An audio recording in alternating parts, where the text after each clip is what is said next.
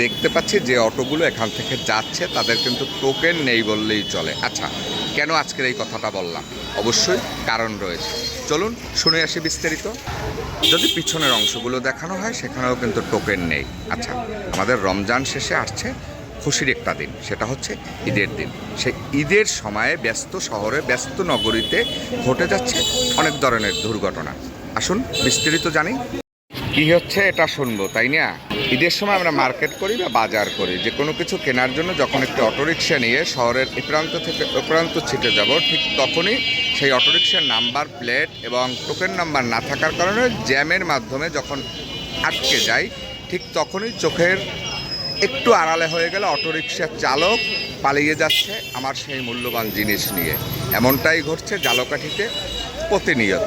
কিন্তু কেন? এজন্য আসলে কে দায়ী? অবশ্যই অটো ড্রাইভারদের পোশাক না থাকার কারণে এবং প্রত্যেকটা গাড়িতে টোকেন নাম্বার না থাকার কারণে। দেখুন তো কতগুলো অটোরিকশা যাচ্ছে এবং তাদের পিছনে টোকেন নেই। আসলে নেই কেন? না থাকার কারণ হচ্ছে অনিয়ম আর দুর্নীতির ভিতর পৌঁছে গেছে ঝালকাঠির অটোরিকশা চালকদের অটো পরিচালনা। আর এ কারণেই মানুষ একের পর এক হচ্ছে হয়রানির শিকার অটো প্রতারক কিছু চালকদের জন্য। যেমনটা 5 বস্তা চাল, 2 বস্তা ভুসি, 1 বস্তা গুড় এবং সেই সাথে 1 বস্তা চিনি নিয়ে একটি অটোরিকশা একজন যাত্রী অর্থাৎ দোকানদার যদি মালগুলো তুলে যখন জ্যামে অন্য একটি সদাই কিনতে যায়, সেই মুহূর্তে সেই অটোরিকশাটি চোখের আড়াল হয়ে যাচ্ছে ওই ক্রেতার। তাহলে কে খুঁজবে? সিসি ফুটেজ সেটা পাওয়া যাচ্ছে না, কারণ প্রায় দোকানের সামনেই আমরা দেখি সিসি ক্যামেরা লাগানো, নেই তার ফুটেজ। আর সিসি ক্যামেরার মান নিয়ে রয়েছে নানান প্রশ্ন। কম দামের সিসি ক্যামেরা লাগানোর কারণে ফুটেজ বিশ্লেষণ করে তাদের পরিচয় এবং তথ্য পাওয়া যাচ্ছে না, মিলছে না তাদের তথ্য।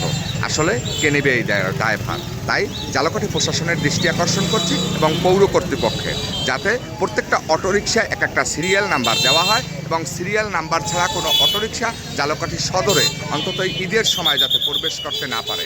তাহলে হয়তোবা অনেকের মূল্যবান জিনিস বেঁচে যাবে সেই প্রতারক অটো চালকদের হাত থেকে।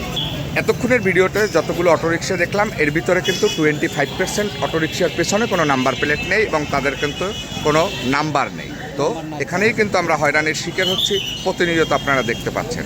তো আমার প্রশ্ন একটা, প্রতিটা অটোরিকশার সামনে যে লুকিং গ্লাসটি থাকে তার সামনে একটি নাম্বার প্লেটে গোল আকৃতির করে নাম্বার দেয়া থাকবে, যেটা একজন যাত্রী যখন অটোরিকশায় উঠবে ঠিক তখন সেই নাম্বারটা দেখতে পারবে এবং পিছনে থাকবে। তাতে করে তার মূল্যবান সম্পদ যদি হারিয়ে যায়, অটোরিকশার নাম্বারটি মনে করে সে যাতে খুঁজে পেতে পারে। এ বিষয়ে জোর দাবি জানাচ্ছি ঝালকাঠি পৌর কর্তৃপক্ষকে।